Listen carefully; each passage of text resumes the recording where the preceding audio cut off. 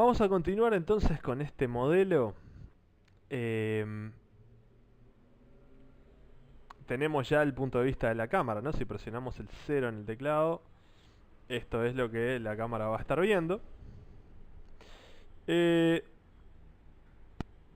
y vamos a cambiar un poco el orden en el que sigue este tutorial, ¿no? El que se llama Rendering Nuts and Bolts, ¿no? El que yo les había comentado.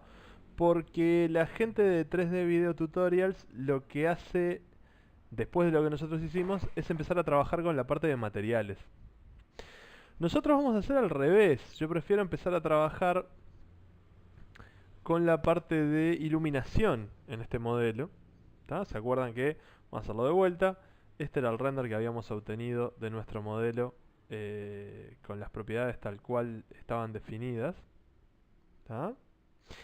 Hay una cosa importante en cuanto al modelado de los objetos en sí. ¿Tá? Si ustedes se fijan, probablemente noten que estos objetos renderizan de manera diferente a los que están viendo en su modelo, si están probando esto en simultáneo, porque cada uno de estos elementos, si vamos al panel de los modificadores, van a ver que tiene asignado un modificador Subdivision Surface, ¿sí? Un modificador subsurf. ¿Está? ¿Para qué está asignado el subsurf? Para que justamente las aristas queden redondeadas y se noten mejor los brillos, ¿no? Si ustedes se fijan acá, por ejemplo, van a ver que estas zonas, si dejan los tornillos y las tuercas tal como se generan, estas aristas se ven duras, ¿tá? Y sin embargo, si les agregamos un suavizado, bueno, obviamente complicamos mucho la malla cuando nos vamos a la vista en estructura de alambre, la malla queda mucho más densa y por lo tanto acá vamos a ver que tenemos mucha más cantidad de caras. Pero la ventaja fundamental es que estas aristas quedan suavizadas y los brillos generados por la iluminación que vamos a estar creando se van a ver mucho más atractivos visualmente, ¿sí? O sea que está bueno a cada objeto ponerle un modificador Subdivision Surface dentro del panel de modifiers, ¿no? Cosa que ya habíamos hecho antes, usar el Subdivision Surface. Simplemente se lo asignan, no hace falta ni siquiera cambiarle los valores de subdivisiones, se lo dejamos con los valores que vienen por defecto. Y ahí ya estamos prontos para comenzar a probar los temas de iluminación que les comentaba recién. Como primer punto nos vamos a cambiar de el render interno de Blender al render avanzado, a Cycles, ¿sí? Al mecanismo avanzado de cálculo de iluminación.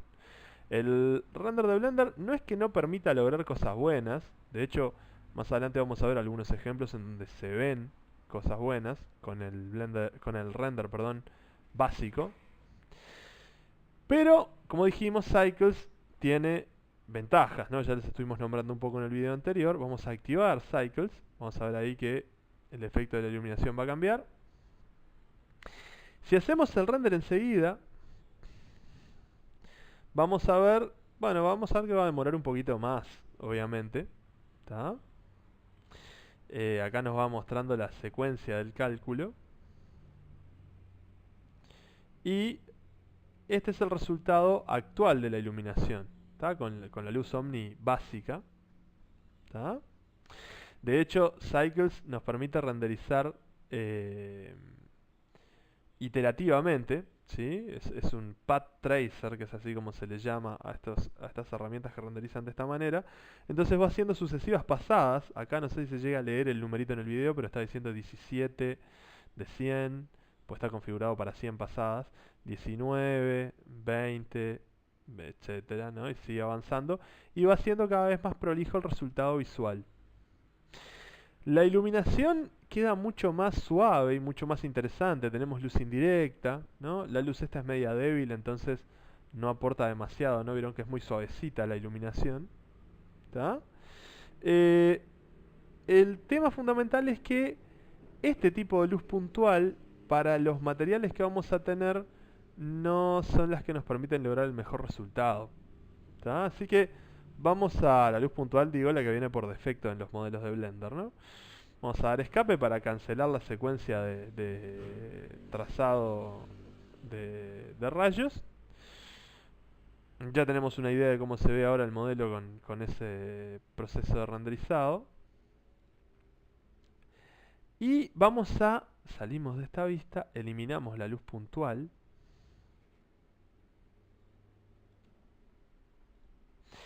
Y vamos a crear nuevas fuentes de luz que en este caso no van a ser lámparas. O sea, no le voy a dar Shift A y le voy a pedir que me agregue una lámpara como las que están acá. ¿Tá? En este caso voy a agregar un mesh que va a ser un plano. Add mesh plane. Ahí tenemos nuestro plano. Ese nuevo planito lo voy a estar rotando y lo voy a estar reposicionando, ¿sí? Porque justamente necesitamos que ese plano emita luz, como si fuera una especie de estudio fotográfico. ¿Tá? Por lo tanto, voy a rotar ese plano 90 grados en el sentido de Y, ¿sí? O sea, voy por teclado R, Y, 90. Ahí me queda vertical. Puedo empezar a acomodarlo en este sentido. Capaz que me sirve apretar el 7 del teclado numérico para ir a la planta. Y voy a acomodar mi plano más o menos por acá. Y después lo voy a rotar en el sentido de Z. 45 grados. Bueno, no tiene por qué ser exacto. Yo lo doy exacto, pero puede ser aproximado también. Ese va a ser mi primer plano. Y después voy a duplicar ese plano. Shift D y... A ver. Ahí no lo duplico. Vamos de vuelta.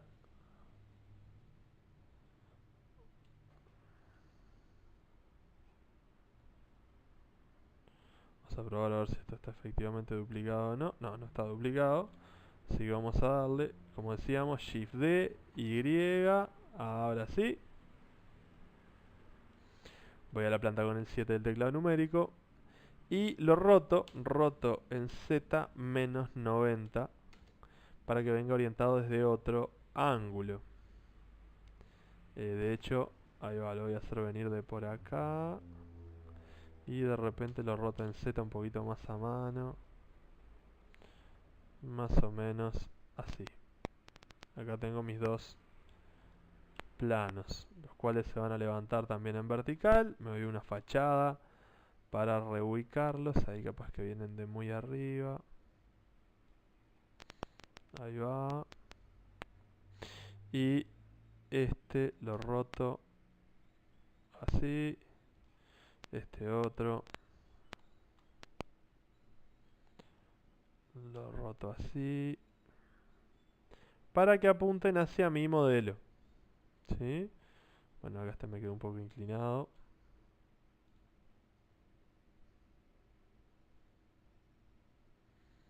Ahí va, más o menos así.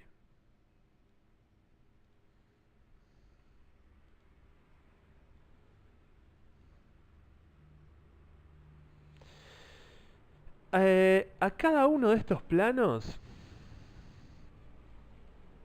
le voy a estar creando un material que los va a transformar en fuentes de emisión de luz. Vamos a seleccionar este plano, por ejemplo.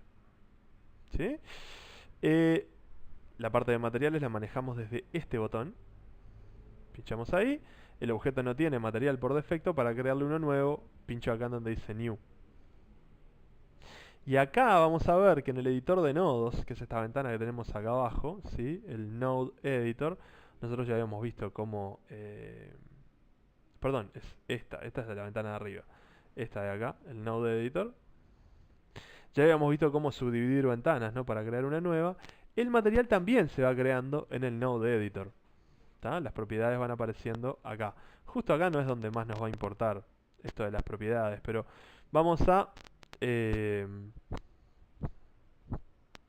cambiar las propiedades del material. La superficie, en este caso, bueno, vamos a ponerle un nombre acá, vamos a ponerle luz 1. El shader de la superficie, ¿tá?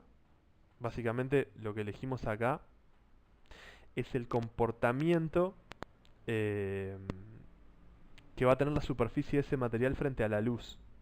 ¿Tá? O sea que los brillos y ese tipo de propiedades, la capacidad de reflejar, entre otras, van a depender del shader. ¿Tá? Particularmente, como queremos que este material se transforme en un plano que ilumina, vamos a elegir el shader Emission. ¿Sí? Elegimos Emission. Vamos a poner una intensidad, creo que va a andar más o menos razonable, alrededor de 15 unidades de intensidad. La intensidad de la luz depende también de la escala. Si yo agrando el plano al doble, por ejemplo, la intensidad luminosa va a ser mayor. O sea, si este plano y este plano tuvieran el mismo material, es mayor la intensidad del plano más grande. Y podría eventualmente hacer que la luz, en lugar de ser blanco puro, tenga un toquecito muy suave de amarillo. ¿Tá? Apenitas, ¿sí? Un poco de amarillo para que se vea como algo más real. ¿Tá? Si renderizo ahora, lleva unos instantes el cálculo porque, no solamente porque Cycles en cuanto al procedimiento es un poco más lento que los motores comerciales, sino porque además este modelo relativamente tiene unas cuantas caras. Me está quedando un poco quemado con con este factor de intensidad. Pero vieron que ahí se nota el efecto de la luz, muy claramente. ¿Sí? El efecto de este plano luminoso.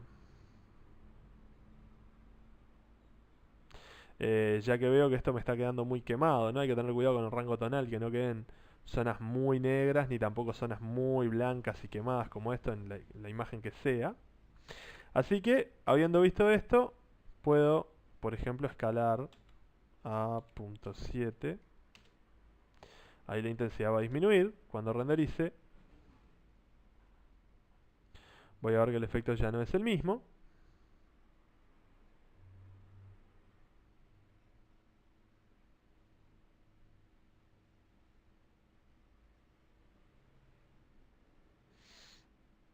Bueno, capaz que acá me quedó demasiado suave.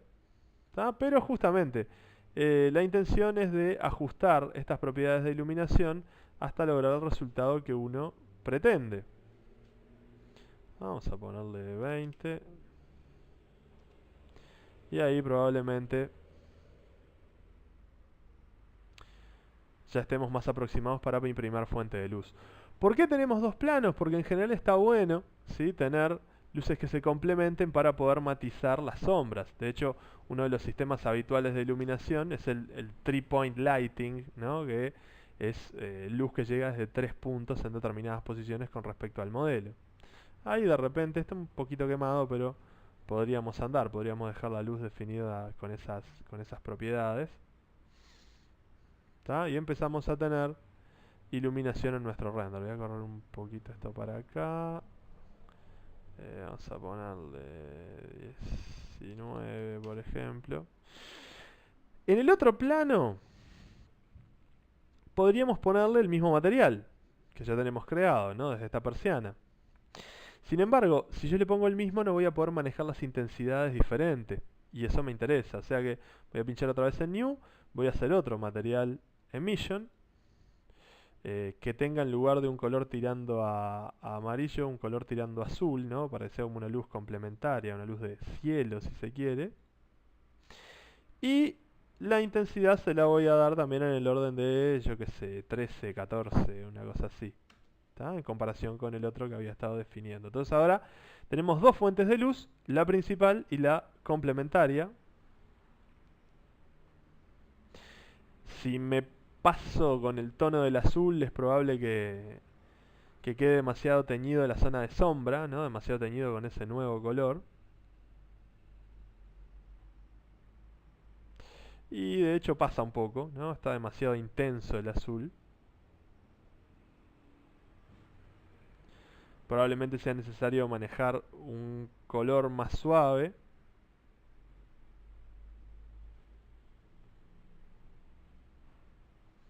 ¿Tá? Que no quede tan definido el tono del azul.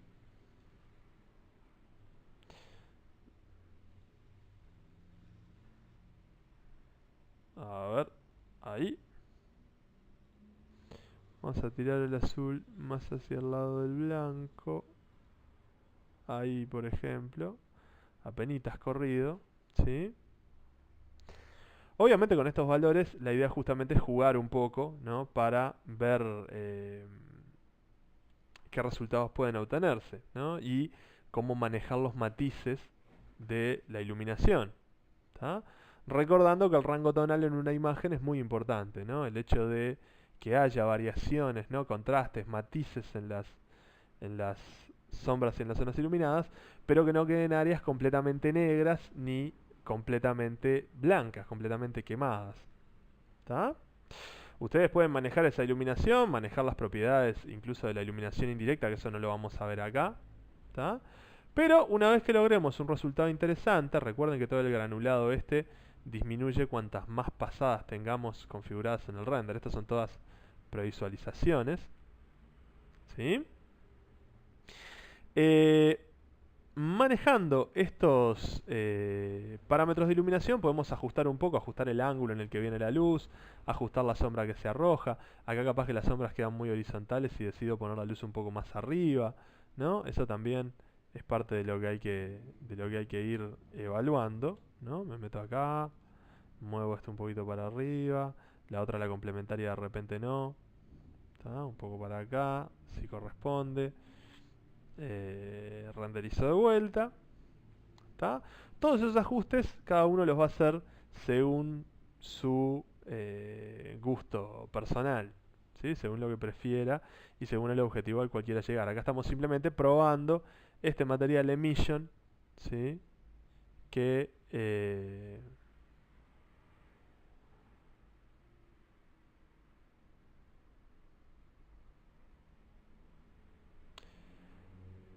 funciona como estamos viendo acá. ¿Tá? Así que bueno, prueben con todas con esos dos nuevos planos, y a continuación sí nos vamos a empezar a meter en la parte de materiales, ¿tá? En el video siguiente.